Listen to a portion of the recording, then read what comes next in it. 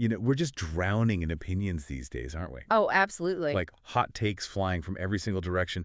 It really makes you wonder, how do we even begin to make sense of it? To find our own sort of anchor in all this modern noise. So today we're doing a deep dive into an ancient text that, maybe surprisingly, offers some incredibly sharp tools for navigating exactly this challenge. Right. We're looking at the Duṭṭhaṭthakasutta. It's from the Sutta Nipāta, a really profound section of the Buddhist scriptures. Classic text, yeah. Our mission today, really, is to pull out some timeless insights from this source. Think of it maybe as a shortcut, a way to understand how we engage with different viewpoints, how we see ourselves, and how we might strive for genuine understanding without just getting totally bogged down. Yeah, cutting through the noise, so to speak. Exactly. And the Sutta, it opens with this really fascinating question about how we communicate. Why do some people speak from this place of negativity or prejudice, what the text actually calls a defiled mind, while others seem to speak with clarity, with real insight, a true mind? But then it introduces this really unique figure, someone called a muni. Ah, yes, the muni. And what's fascinating here is that the text states a muni, which basically means a sage or a truly wise person, does not get involved in disputes. Okay, doesn't get involved. Right, and then it concludes, therefore, a muni is nowhere obstructive or impervious. Obstructive or impervious? Meaning this wise person stays completely open, completely unbiased. They never get stuck or sort of closed off from understanding something new, no matter where it comes from. Wow. And this really raises a big question for you, for our listener. What does it actually mean to be so free from taking sides? To be, unburdened by that need to argue or defend a position? That's a really powerful idea. Nowhere obstructive or impervious. But, in practice, how do we even begin to approach that? Doesn't life kind of demand we take stances sometimes? Argue for what we think is right? How does the Sutta handle that tension? Well, and that's the thing. It doesn't shy away from it. It immediately turns the mirror right back on us. It asks this, frankly, quite uncomfortable question. Okay.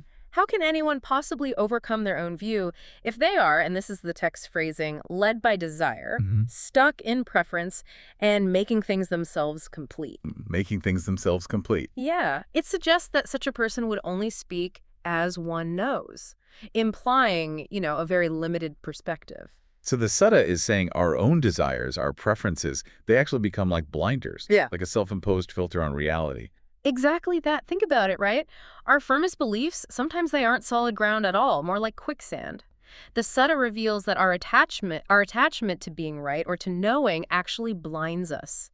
Yeah. It acts as this invisible barrier to truly seeing anything new. It's less about liking information and more about our internal filters, our unwillingness, perhaps, to acknowledge what we don't know. That's quite a statement about our own mental traps. It really is. And building on that idea of internal biases, the Sutta then shifts focus.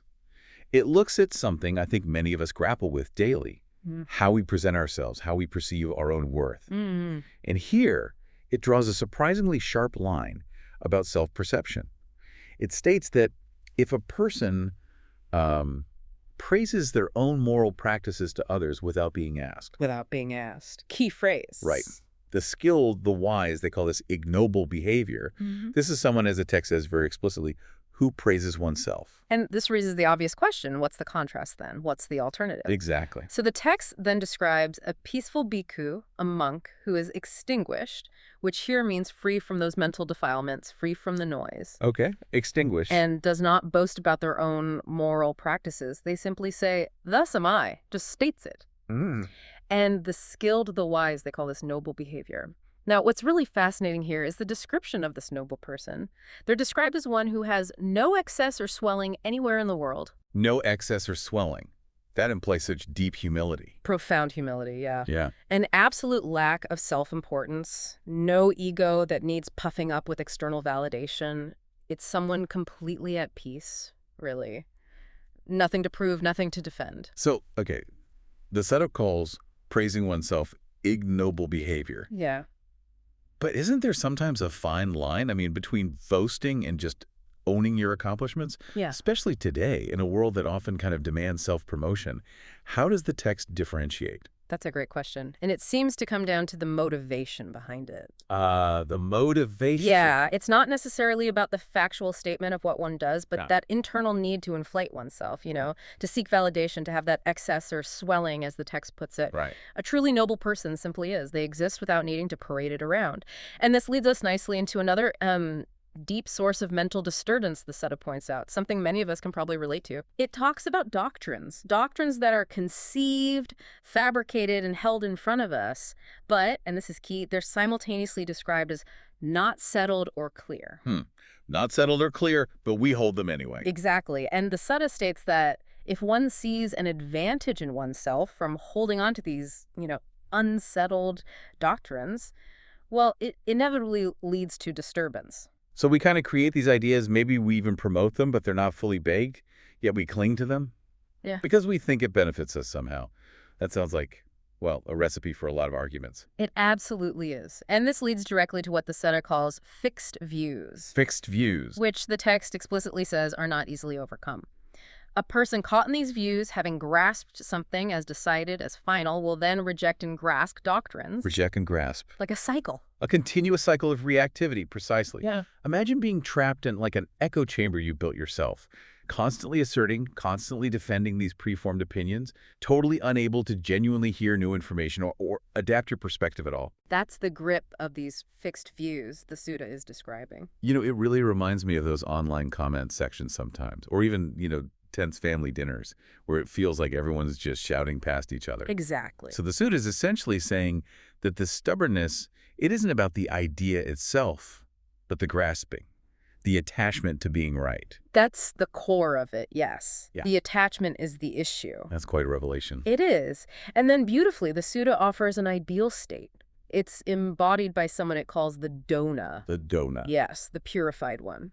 So what does this purified one look like then? What's the ultimate liberation the Sutta is pointing towards here? Well, for the Dona, the text says there is no conceived view anywhere in the world regarding existences. No conceived view at all. None. This individual has completely let go of self-deception, of pretending, and crucially, abandoned that subtle, constant need for validation or that sense of superiority that, let's be honest, often drives our actions. Yeah, that's relatable. And the text asks this powerful rhetorical question, by what could he go? He is without attachment. It describes this profound freedom from the mental constructs, the biases that bind most people and, frankly, lead to so much conflict. Freedom from the frameworks themselves. Exactly. And zooming out just a bit, the text clarifies that attachment indeed leads to dispute in doctrines. That's the root. Makes sense. But for the one without attachment, how could they possibly get drawn into such disputes? It wouldn't even compute. Right.